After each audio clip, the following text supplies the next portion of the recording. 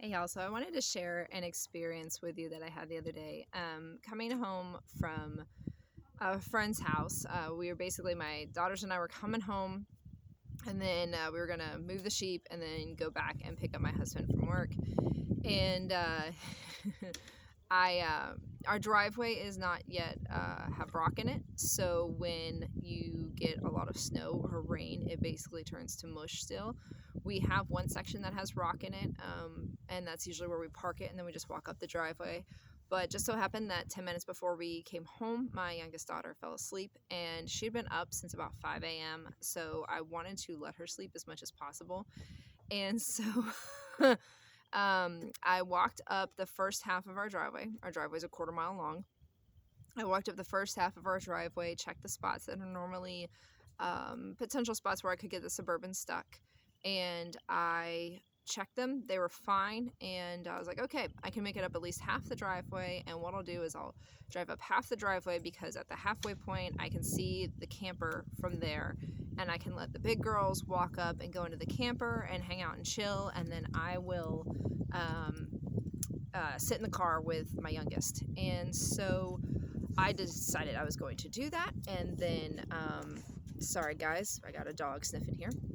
I decided I was going to do that. Ezra. I decided that I was going to do that. Well, getting up to the bridge of our driveway, we do have a bridge that goes across a creek that crosses our driveway.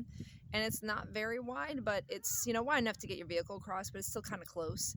And I ended up hitting a really wet spot that had never been really that wet before, and started going sideways, and slammed on the brakes just before the bridge, and I was like, well, I'm stuck. And then I realized, well, the tractor's on the other side of the bridge, and so to get the vehicle unstuck, I can't get across the bridge with the tractor. So I had to back up, which obviously caused more of a mess, and I was able to back up enough to where I was able to get the tractor over the bridge and towed the vehicle back. So my thing with this is, this is the first time I've ever towed a vehicle. There was one time when my husband and I and the kids moved onto the property, the first time that we actually had to tow my Suburban out of the driveway, when we lived on the front half of our property, before we could actually even get over the bridge, because we had to build the bridge. And so that was the only, sorry guys, he really wants attention. So that was the only time that I'd ever seen my vehicle towed with a tractor. And with my husband being at work, and friends and stuff like that not necessarily being within a close time period, like I would have had to wait probably at least half an hour to have someone tow me out if I had someone help me. I was like, all right, I'm gonna try this on my own and see how it goes. And so what I did is I did it exactly like I saw my husband do it the first time, and I basically had to tow my Suburban backwards out of the driveway the way it was parked, I guess, or stuck. I had to do it backwards from the Reese hitch and hook it around the tractor. And my oldest daughter, actually, who is 8 currently, she helped. We had hand signals that I would tell her how she needed to turn the wheel. Obviously, the vehicle was in neutral, and how she needed to turn the wheel and everything like that. So she got some practice actually driving the vehicle. Well, kind of, sort of, being pulled. But it's one of those things that I've never done anything like that before. Like I said, I've seen it done once. And it worked. I got the vehicle I got the Suburban back to where the rock is, and we were good to go, and eventually, just kind of sat there and hung out until my youngest daughter woke up. Now, the thing with that being said is, when you're out on a homestead, there's going to be a lot of things that you really never thought you were going to have to do, that you're going to have to do. I never really ever saw myself driving a tractor to tow my Suburban. Wasn't on my checklist of things that I thought I'd have to do. But things like that do happen. So while, no, you don't necessarily have to know that immediately, you have to be comfortable with the idea of doing things for the first time that you're not 100% sure how to do. And making sure that when those things do happen, like when my husband did do this, and this was like, I don't know, 7 months ago or more, I paid attention, because I thought, maybe someday I might have to do this myself. Now, we have neighbors I probably could have reached out to, but honestly, I didn't even know if they were home or not. that could have towed me out. But it was one of those things too. I wanted to see if I was even capable of doing it as well. And if I had realized that I was getting myself more stuck, then I would have stopped and I would have called for help.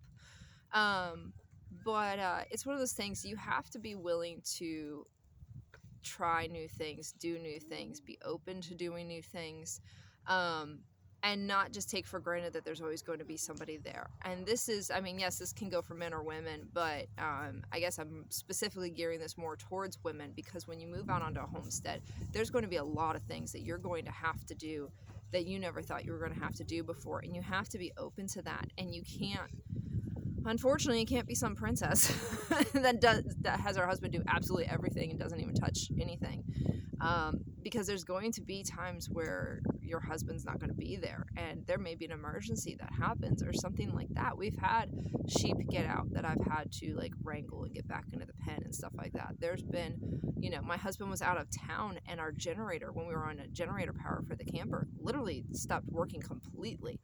And then another time the cord for the generator broke. And so there's things that I've had to do that, you know, yes, I could have called friends, but that literally would have taken potentially, you know, 30 minutes to an hour or more, you know, and there were certain things that needed to get done and taken care of immediately. And so there's things you're going to have to learn how to do, and you're going to have to understand. Now, I will say, when the one time when the generator basically just stopped working completely, when we were on generator power and it was the middle of summer, I called my husband. I was like, hey, you know, what do I do? What are all the, you know, things I can do to fix this? And he told me, and so I did them, and whatever I did worked. So I did have his guidance, but still then I was the one actually doing it. So be ready to sometimes be put in uncomfortable situations, but at the same time, like, you know, yeah, it sucked. I kind of tore up the driveway some, but it was